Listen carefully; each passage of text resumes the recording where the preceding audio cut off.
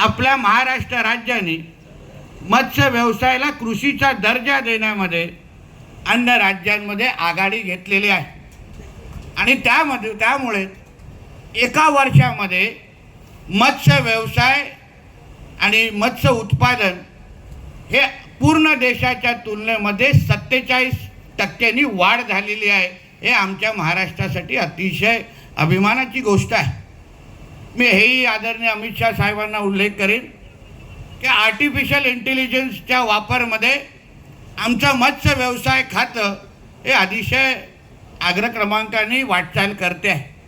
आदरणीय मुख्यमंत्री देवेंद्र फडणवीस साहेबांच्या मार्गदर्शनाखाली आर्टिफिशियल इंटेलिजन्सचा वापर करून मत्स्य व्यवसाय आणि मच्छीमार बांधवांना जास्तीत जास्त मत्स्य उत्पादन कसं हातात लागू शकतं आणि त्या माध्यमातून त्यांच्या घराघरामध्ये आर्थिक समृद्धी कशी येऊ शकते या दृष्टिकोनातून आम्ही वाटचाल करतोय।